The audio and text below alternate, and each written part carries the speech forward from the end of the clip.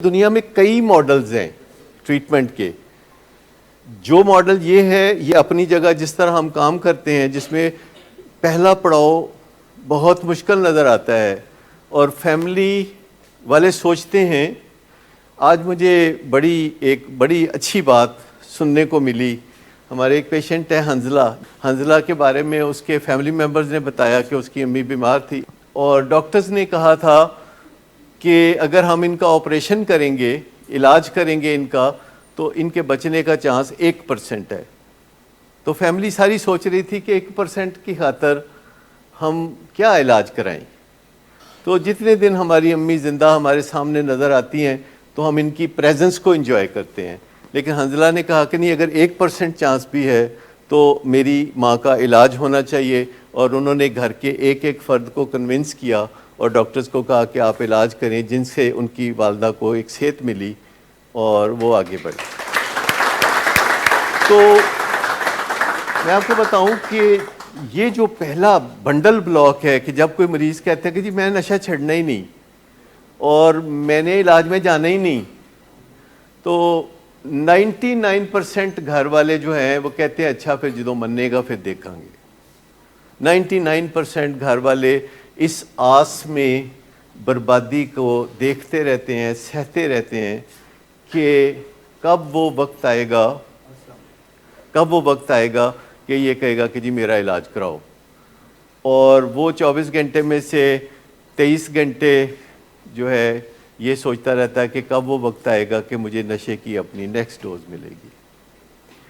لیکن آپ دیکھتے ہیں کہ یہاں پہ میں روز دیکھتا ہوں اور آپ کو اس خوشی کا شاید تصور بھی نہ ہو کہ جو ملتی ہے کہ کوئی بدل جاتا ہے. جب وہ جو ٹرانسفارمیشن ہے آپ سب لوگ سمجھتے ہیں کہ اس کا نشہ چھوڑنے سے تعلق ہے،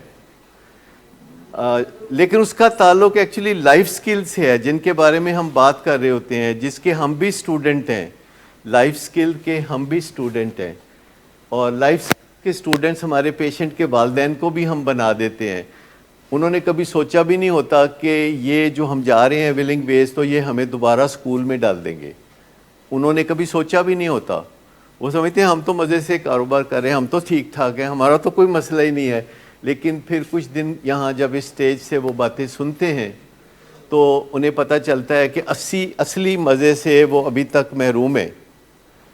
اور اپنے فیملی ممبر سے جو محبت ہوتی ہے اور جو اپنے فیملی ممبر سے جو اٹیچمنٹ ہوتی ہے اس کی جو ایسنس ہے اس کی پہچان بعد میں ہوتی ہے کہ کتنا بڑا یہ لذت کا کام ہے کہ کسی گھر میں محبت سے مسکرا کے ایک دوسرے کے ساتھ رویے اچھے رکھتے ہوئے رہنا. یہ کتنی زبردست بات ہے. اور ایک ہی گھر میں مختلف کمروں میں بند رہنا اور ایک دوسرے سے نفرت کرنا کتنی تکلیف دہ بات ہے.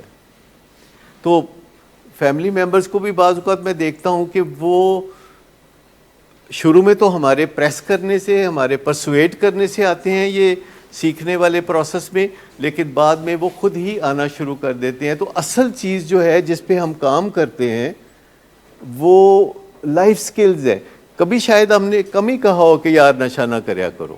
آپ میں سے کبھی کسی کو ہم نے براہ راست یہ فکرہ نہیں بولا ہوگا، لیکن یہاں جو بات ہوتی ہے وہ لائف سکلز کی بات ہوتی ہے.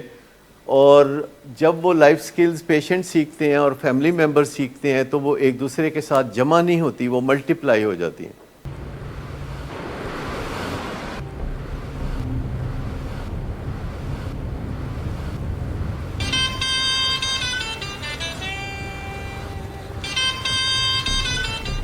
اچھا، تو ابھی تک تمہارا اس چیپ لڑکی کے ساتھ چکر چل رہا ہے؟ تم کون ہوتی ہو مجھے پوچھنے والی؟ اوکے، اور تم ان گھٹیا لڑکیوں کے ساتھ گل چھرے اڑاتے پھرو تو میں چپ بیٹھوں.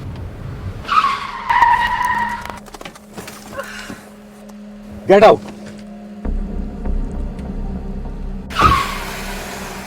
شراب نوشی کی وجہ کردار کی خرابی نہیں، موڈ کی خرابی ہے. شراب نوشی کبھی بھی نشے کی بیماری میں بدل سکتی ہے. نشے کی بیماری ہر سٹیج پر قابل علاج ہے. مدد حاصل کیجیے کیونکہ وہ ایسا نہیں کرے گا. ولنگ ویز سے مدد حاصل کیجیے، کہیں سے بھی مدد حاصل کیجیے، لیکن فوری مدد حاصل کیجیے. जिस मुआवजे के इंतजार में आपने बहुत देर कर दी, अब वो दस्तक दे रहा है। मदद हासिल कीजिए, मदद हासिल कीजिए, मदद हासिल कीजिए।